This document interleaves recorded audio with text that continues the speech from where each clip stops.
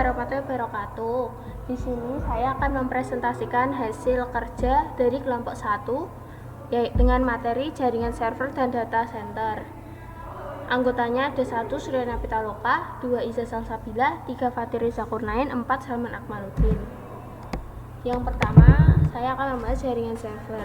Pengertian jaringan server. Jaringan server itu sebuah sistem yang memiliki beberapa komputer yang terhubung satu sama lain melalui jaringan, yang mana satu atau lebih komputer berfungsi sebagai server untuk menyediakan layanan atau sumber daya kepada komputer lain yang disebut klien.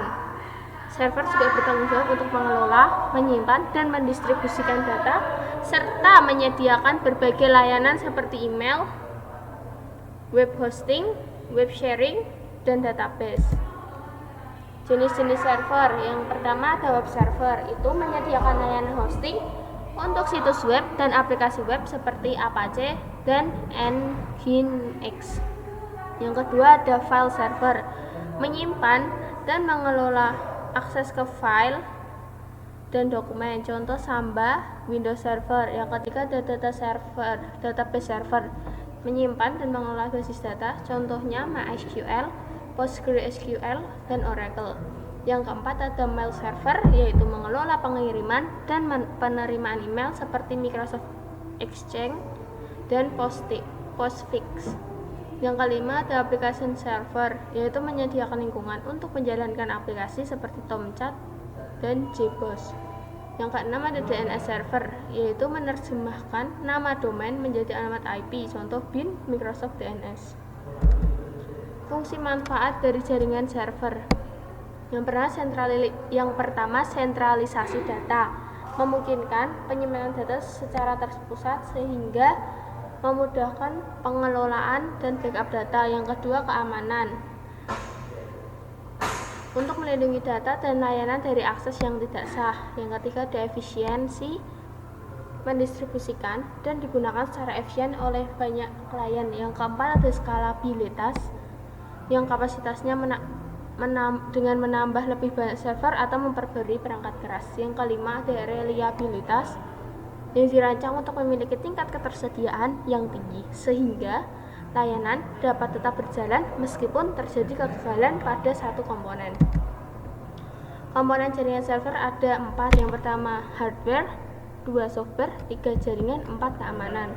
Kemudian protokol jaringan server ada 5. Yang pertama HTTP atau HTTPS. Yang kedua ada FTP atau SFTP. Yang ketiga ada SMTP atau IMAP atau POP3. Yang keempat ada DNS. Yang kelima ada DLAP. Bagaimana sih cara-cara membangun jaringan server? Di antaranya 1, harus direncanakan dulu, harus membuat perencanaan. Yang kedua harus memilih hardware dan software sesuai kebutuhan atau sesuai yang diinginkan. Yang ketiga instalasi dan konfigurasi. Yang keempat pengujian supaya memastikan semua jaringan berjalan dengan baik dan lancar. Yang kelima ada pemeliharaan, memastikan jaringan server tetap berjalan dengan optimal. Kemudian ada data center. Data center sendiri apa sih? Jadi, data center adalah fasilitas yang digunakan untuk menempatkan sistem komputer dan komponen terkait seperti sistem penyimpanan dan jaringan. Data center menyediakan infrastruktur yang diperlukan untuk mendukung operasi bisnis yang berkelanjutan dan memastikan ketersediaan data dan aplikasi. Kemudian data center memiliki beberapa fungsi, di antaranya 1. penyimpanan data, 2. pengelola data, 3. manajemen jaringan, 4. keamanan data. Data center juga memiliki komponen-komponen yang utama. Yang pertama ada server, menyediakan layanan dan sumber daya kepada pengguna. Yang kedua ada storage, sebagai penyimpanan data. Yang ketiga ada jaringan, infrastruktur jaringan termasuk switch, router, dan kabel. 4. sistem pendingin, mengatur suhu untuk mencegah overheating. Yang kelima ada sistem daya. Sumber daya listrik yang andal termasuk UPS dan generator cadangan. Yang keenam ada keamanan fisik. Langkah-langkah keamanan untuk melindungi fasilitas dari akses fisik yang tidak sah. Kemudian ada beberapa jenis data center. Yang pertama ada enterprise data center, dioperasikan oleh perusahaan untuk kebutuhan internal. Yang kedua ada colocation data center, menyewakan ruang dan infrastruktur kepada beberapa perusahaan. Yang ketiga cloud data center, menyediakan layanan berbasis cloud yang diakses melalui internet.